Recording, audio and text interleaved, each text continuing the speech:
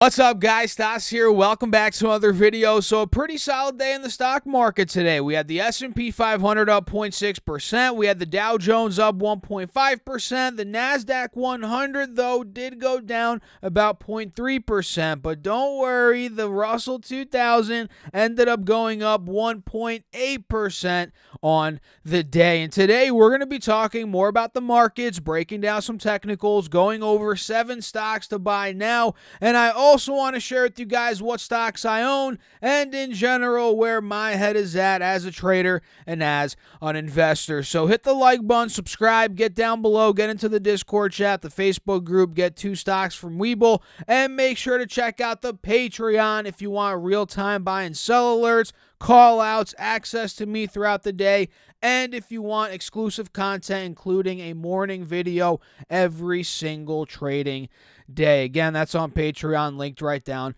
below. So let's talk about what went down today. And based on this S&P 500 5-day, 5-minute chart, we're in an uptrend still, at least in the past couple of days. If you pull back and you look, let's say, on the hourly chart, it's a bit different. You guys can see there is still some bearish momentum on the hourly chart. But again, on that 5-day, 5-minute, the bulls are trying to gain some dominance, right? You guys can see the double bottom at 37.20. Now we've seen 1, 2, 3, 4 rally days after that double bottom breakout. And again, today we hit that higher high in the uptrend at 39.17. And mind you guys, a couple of levels I've been mentioning here on the YouTube channel for the S&P, that is, have been 39.15. Well, first and foremost, 3900, and we broke that today, which is a good sign. We closed under it though, so for tomorrow I want to see if we get back over 3900. But 3900's one, followed by 39.15, followed by 39.30, right? And if you see on this hourly chart, those are levels. Okay, 39.15, that was a high from the 1st of March. 39.30 was the high from back in the end of February, also in the middle of February. So this is why 39.30 is important, and 39.15, and of course 3900 flat.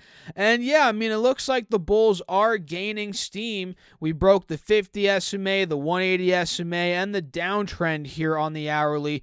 But I'm still a bit worried because, again, we're not out of that 39.15, 39.30 level. Once we break those points, I'm going to think all-time highs, maybe even 4,000 S&P could be in store. I mean, today we had the stimulus officially get passed. The House passed, well, not official, guys, because Biden has to sign it in. But the House passed the amended version of President Joe Biden's $1.9 trillion stimulus package on Wednesday today, and sending the legislation, if I could say that word right, to the president's desk for his signature as the final step before becoming law. And I believe the deadline was the 14th. There is the 14th of March. So yeah, next couple of days, guys, this is going to be signed in. And here, yeah, exactly, in my notes, Biden will sign the bill on Friday afternoon. So 2 days from now, that is what the White House press secretary Jen Psaki, I hope I'm saying that right, probably not. That's what she said at a press conference today on Wednesday. So we're getting stimulus. You know, you could argue that was already priced in. Maybe it's not fully priced in. You could make that argument as well. Who knows? And again, these breaking signs of the downtrend, the 50 SMA, the 180 SMA breaking out on the hourly chart. This is all good stuff when it comes to the S&P. And again, 39.15, 39.30 these next couple of days, next week as well for sure. Those are points I'm watching. And when it comes to the Nasdaq 100 on the flip side, it's not really reversing like the S&P. In fact, we're still in a downtrend on the hourly chart. We're still at a point of resistance here under the 180 SMA. In fact, it's looking like with today's gap down, the push down today, down 0.3%, this kind of looks like a lower high. This kind of looks like the continuation of the downtrend. At least it looks like it's continuing the downtrend, right? And on the hourly chart, I posted this in the Discord chat earlier, which if you guys are not in there, it's free of charge. I don't know why you're not in there. It's linked down below. Check it out, the Strive Smart Discord chat. We have over 4,000 people in there, and it's an awesome place to be. And what we're seeing here, I'm going to redraw it and make it look pretty for you guys. this is a descending triangle on the intraday chart. So for tomorrow, this is what we're watching. If we collapse under 12,750, which held as support like clockwork all day today, if we get under that point, boom, we're going to gap down. Who knows where it could go, but that would be the descending triangle playing out. And we might be going low 12,700s, mid 12.6, sixes, 12.5 even, that could be where we're going, where we would be going at that point. So look for this descending triangle to play out. And of course, if we break the resistance of it, which would be anywhere from 12.8, 12.85, 12.9, that'd be a sign of a breakout, right? That'd be good for the bulls. So those are a couple of points I'm watching when it comes to the Nasdaq 100, the S&P 500, and that's a little news update on the stimulus, which again, guys, do you think it's priced in? Let me know down below in the comments. I think it's a little bit priced in. I think we might see another pop, a delayed pop. We'll see. But yeah, what do you think? Let me know down below in the comments, and make sure to hit that like button. Yeah, you know what to do. Turn that like button blue, and that really helps me out, and I appreciate you guys for doing that. And let's talk about now what stocks I'm in, and I didn't really make any moves today. I mean, I enjoyed the massive moves that a lot of my stocks made yesterday. I mean, I know a lot of you guys opened your account yesterday and it was a sea of green. Even today, I mean, today was a pretty good day, but I really haven't bought anything new these past couple of days. I mean, I have, I've just held on pretty much. That's what I've been doing, right? And one thing that I've been holding here is Tesla, ticker symbol TSLA. I've been buying this thing on the way down. You guys know that. And Tesla went pretty crazy earlier in the day. In fact, it was up over $717 per share, right around there. And it ended up closing at $670. And I made a Patreon post last night going over some of these key levels. And one of the main ones was 700, followed by 745. And 665. Those are the three key levels, and you guys can see we broke 700, got to 717, we broke back under 700, making it resistance again. We're struggling there as we speak, but we did end up holding 665, which is a good sign. So for Tesla, I'm looking to see if we could end up going back to 700. And for me, guys, again, I'm holding on to my position. My average cost is in the low 700s at this point. So I was green. Now I'm back in the red a little bit. And we'll see. I mean, I have cash to the point where if this dumps down again, I'm probably going to be adding more to that position. So Tesla, I'm just holding on. And again, take a look at those levels that we just mentioned. And Tattooed Chef is another one I'm holding. More on this one later in this video. We're going to break down some key numbers. SLV as a silver play, that is one that I've been in, holding on to that. I've been in that for a while at this point. And Chargepoint is getting closer and closer to $30 per share. And this is one that I've been in for a while as well. Same with NIO, which went up 20% yesterday. Today, it was up to $45 actually. Now it's down a little bit under $42. After market hours, it's at $41.83. So I think a big spot on NIO is $47. $47 was resistance back in December, all of December pretty much. And I think for that point to break, and I said this on in the morning video today, I believe, or maybe yesterday, I forget. I make so many videos, guys. We just talk a lot about stocks. So let's just put it that way. Across the Patreon platform, YouTube, I mean, so much stuff. Anyway, I mean, I think if 47 breaks on NIO, 45, 47, I'm thinking 53 is where it could go. So I'm holding on to that, and I'm still holding on to my little old Workhorse position here, guys, which ended up going down. Workhorse did 2.5% today. So what are you guys holding? Let me know down below in the comments. What are you guys doing? Did you buy anything today? Are you selling stocks, or are you holding cash? I mean, I'm holding cash too. I have about 25% cash. I'd love to know what you guys are holding. What makes you feel comfortable, right? Let me know down below in the comments. And make sure to also check out the Patreon if you guys want real-time buy and sell alerts, the call-outs, more access to me throughout the trading day. I'm very active on Patreon throughout the day, so make sure to check that out. Link down below. And let's get into these stocks, which I said earlier, I'm in Tattooed Chef. Let's talk a little bit about Tattooed Chef here. We got the full year 2020 numbers, and we got Q4 numbers. And Q4 revenue, it ended up coming a little bit above estimates, $39.6 million versus $39.05 million. And that was actually a 48% increase compared to the $26.8 million that they made in the prior year period. And the Tattooed Chef branded product revenue was a record of $23.9 million, an increase of 172% compared to the $8.8 million in the prior year period. So a lot of growth there. That's pretty solid growth.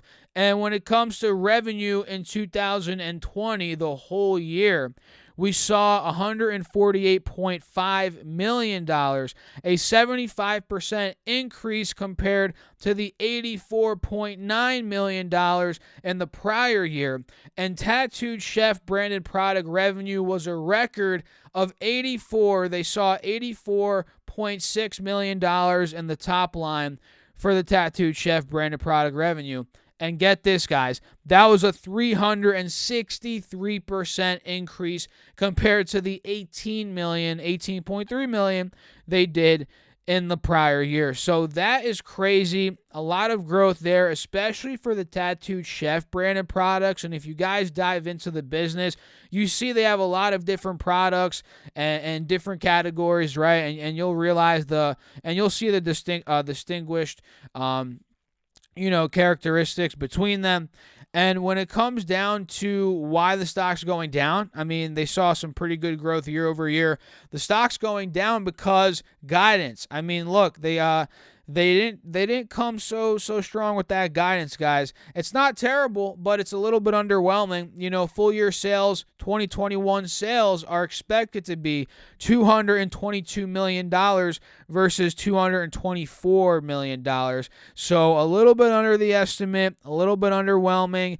And you could argue the earnings wasn't, the most impressive, amazing earnings. That could be pushing the stock down a little bit. But guys, I'm still bullish, right? I'm still bullish. I think this trend here is just starting, quite frankly, in terms of the more vegan-oriented food, plant-based. I think this is just the beginning. There's a lot more to go for this industry, and this is going to be a key player. I really, truly believe that.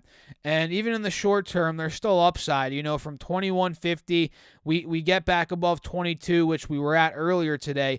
I still think $25 is coming, so I'm going to be buying more Tattooed Chef here for sure. I have an open long-term position and a swing trade. I'll probably add more to both of those. We'll see how it goes down. I'll let you guys know, of course. And when it comes down to the next stock here, DraftKings, DKNG. Do you guys remember we talked about that virtual conference that was on Monday?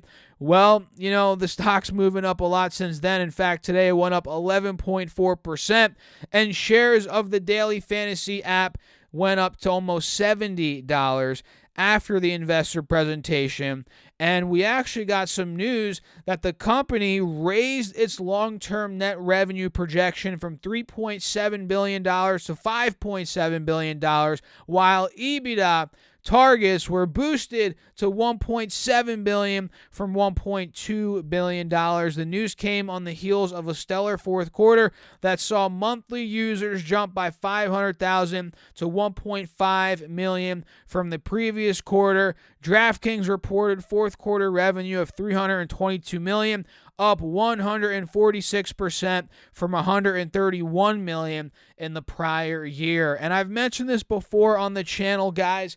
DraftKings is one of those stocks that I really regret not buying into. And the thing is, it sucks even more when you track the stock. I was watching it, and you guys know, I mean, if you've been following me for a while, we always cover DraftKings. I mean, I was watching it after a dump from 65 down to about 36, and I was looking at this like, dude, just buy some DraftKings. Why not? It's down 45%, and I just never did. And I know it's my fault, and there will for sure be a time where I'll get that opportunity to get back in. Once the stock tanks, there's going to be something, guys. There's always something over time that moves the market down, and I'm going to get into it. That's just for sure what I'm going to do next time the stock reprices itself. I don't want to chase it here at 70, but when I was looking at it at 45, 40, in the high 30s,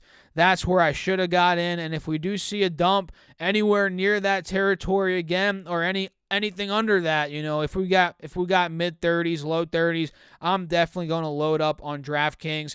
And yeah, pretty impressive numbers there on DKNG, and the fact that we broke 65, that's a breakout sign. I think we could honestly be pushing for the all-time high maybe this week, maybe next week, and that's around $74. So we'll see, guys. DraftKings, I really regret not buying it, but you have to realize, guys, this is a lesson.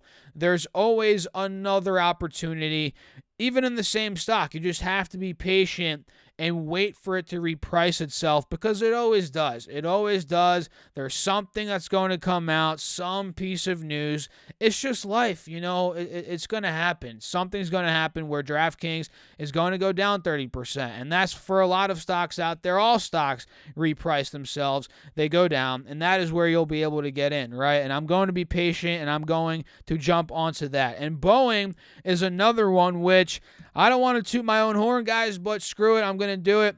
I called this out, guys. I called this out, right? You remember the head and shoulder, the inverse head and shoulder we were talking about a couple weeks ago. I mean, look, this was the left shoulder, the head, right? We were analyzing this pattern as we broke out of the overall downtrending channel on the 4-hour. We started to make the right shoulder, and that's where I called it out on YouTube. And I was like, look, Boeing has upside to 225, and then from there, if 225 breaks, which was the high from back in the end of December, also end of November, I was like, okay, if 225 breaks, look for a move to 245, and it played out beautifully. But the kicker is I did not trade it. So I guess I could take credit on spotting the pattern, but I can't take full credit because I didn't trade it. But as long as one of you, if you guys made money, if somebody out there made money with Boeing, let me know down below. That's good for me, right? Whatever. You can't catch every move, and sometimes you got to get someone else. Well, of course, I'm not a financial advisor. You guys know that. But if somebody else in the community wins on a trade, that's a win for all of us, right? That's kind of how I view it, especially in the Discord chat, which, again, that's linked right down below. Make sure to go get into that. So Boeing is doing well. I wouldn't necessarily chase it here. It broke 245. Now it's trading at about 246. Sure, it could see a move back up to 250, but I wouldn't chase it. Honestly, the way I'd play Boeing here is if it were to pull back, that's kind of what I'm hoping for. And like I said, stocks reprice, guys. It's going to happen. I would not be surprised. As a matter of fact, I'm actually expecting this. I'm expecting Boeing to come back down, probably 230, maybe 235, heck, maybe 225. If it gets there, that's probably going to be the price to maybe get in on Boeing. But again, I am not a financial advisor, guys. You all know that. And a couple of other ones here that I'm looking at. Skillz, SKLZ, they just reported earnings today. They, on the other hand, did pretty decent. I mean, look, compared to Tattoo Chef did great, but Skillz, they beat by a wider margin when it comes to revenue as comparing that to Tattooed Chef. And they did revenue of $68 million versus $62.49 million, so a nice beat there on revenue. And EPS missed. EPS came in at negative 14 cents versus negative 10 cents estimated for Skillz. So they missed EPS, but they beat revenue by a wide margin, which is much more important, in my opinion, when it comes to growth companies. I don't really care that much about EPS, although I do. I would love to have a company profitable. That is important. But when they're in the growth phases, they're not really focusing on turning a profit. They're looking to take that money and grow the business. So, I mean, look, if the revenue's great, I'm happy with that. And you can see the stock agrees with me. The market agrees with me there because we're seeing a big spike up. And guidance came in at $366 million for 2021 revenue, and that's versus $366.09 million estimated, so it's pretty much in line with estimates. Let's see if there's any live news here that I'm missing. But overall, yeah, they beat revenue. That is definitely why the stock's moving, and I think there's upside here. I believe Kathy Wood has been buying this thing as well. I believe. You guys could correct me if I'm wrong. I'm pretty sure she has, though. And yeah, I think this could be a $30, $35 stock, no doubt about it, by the way I'm seeing this pattern here. So that's Skillz. AMC, which is another one which we called out yesterday and the day before. We pretty much called out exactly this, not to toot my own horn again, but we called it out here on the channel that AMC was going to see some bullish action. You know, it was pretty, I don't want to say it was obvious, but the pattern here, it looked like there was upside. I mean, look, we broke the wedge. We filled the gap to 930. We talked about that, and I said, look, heading into earnings, and especially because GameStop's been cranking up again, Wall Street best stocks again, they've been crushing it for the most part. At least the GameStop has been, right? You know, I thought there was upside, and we broke 930, got to about $11, $12.50 today, in fact, and we pulled back down. Now we're trading at about 10:45 after market hours, so I'm looking at AMC here as a potential play, maybe even out of 12.50. I think this stock could get up. I don't want to say 15, 20. I mean, that's a bit crazy, but I think it could go 13.50 if we see another big pop in these Wall Street bet stocks. And looking at GameStop, guys, look at what happened today. GameStop went up to $350. So this thing is getting back on fire. Down to 172. It saw a bunch of halts there, hit the circuit breaker like 5 times. I don't even know how many times, but it got down 50%. And then from 172, now it's 260 in the aftermarket hours. It's pretty much right where it closed. So GameStop could still rip up higher, which leads me to believe maybe some of those people leak into AMC, push AMC up. You know, and I know for sure AMC's short interest is not much right now.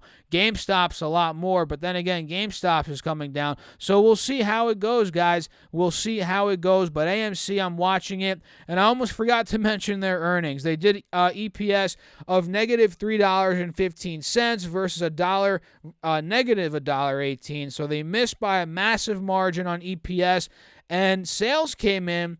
I was pretty impressed at this, but then again, I forget what they did in a regular quarter before the whole CV situation, but they did adjusted sales of a little bit under $160 million. So, hey, that's not too bad. And, I mean, yeah, I'm sure they were making a lot more money before, but they're slowly coming back because on March 5th, they were operating. This is pretty impressive as well, although there's not nearly as many people going, that's for sure. But they're operating 527 of the 589 domestic locations. So most of them are operating, off the top of my head, 527 out of 589. That's got to be 85-90%. I mean, come on, guys. That's not bad. But when it comes to the international locations, that's not too great. On that hand, they only have 78 out of the 356 international locations operating, which obviously they're getting hit hard out there as well. Europe, all those areas. So, I mean, look, that is understandable. But slowly, AMC looks like, I don't want to say it's turning it around like it's back to normal, but we're seeing stepping stones, right? Slowly but surely. And maybe in a year, 2 years, 2.5, 3 years, we might see some sort of normalcy back in the theater business. And others would disagree with me. They might think that it's going to collapse. And I'd love to know your thoughts. Let me know down below in the comments. And when it comes to some other stocks, Costco, let's wrap this up here quickly, guys. Costco is one of them that I'm looking more at. I'm looking more at this as a long-term investment. And I made a detailed post on Patreon earlier about this.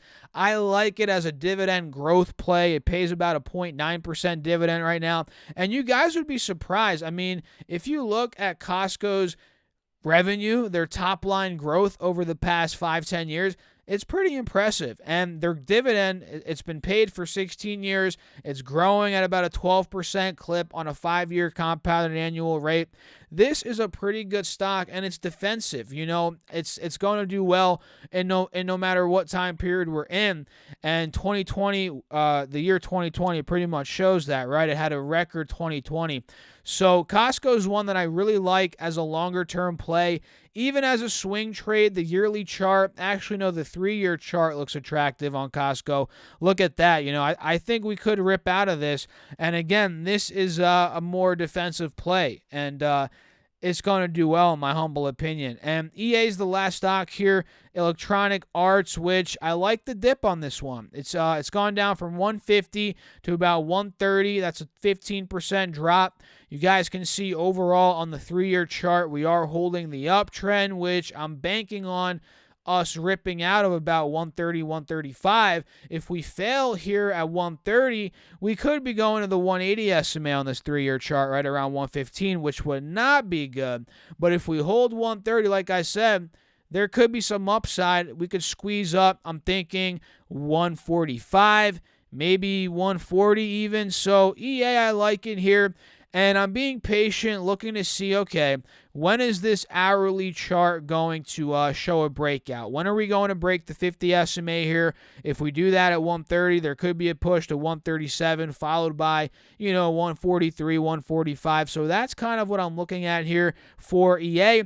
And I guess we'll wrap it up there. I hope you all enjoyed the video. If you did, make sure to go down below, hit the like button, subscribe to the channel, hit that notification bell. That's very important. And especially that like button. That helps me out a lot in the YouTube algorithm. And let me know your thoughts down below in the comments on everything we talked about, what you're doing, stocks you're buying, what you're selling, if anything. And make sure to get 2 stocks from WeBull. Those are free. They're valued up to $1,600. Literally all you have to do, guys, is use my link, deposit $100, and you could actually get the 2 free stocks once you deposit $100. It takes a couple days. And then all you have to do, if you don't like WeBull, you take the $100 out, you keep your free money, and you go invest it elsewhere. So check that link out. I also get 2 free stocks. It is an affiliate link for me. It helps me out in the channel. And you guys could also check out the Patreon. I'm putting so much value into that. That's linked down below. All you have to do is sign up, check out the different tiers, pick which one you like, and you could get access to me throughout the day, buy and sell alerts, morning update videos, call outs, all that good stuff. That's on Patreon, linked right down below. So I'll catch you all in the next video. Thanks for watching. As always, stay safe out there. Keep crushing the markets, guys. Peace out.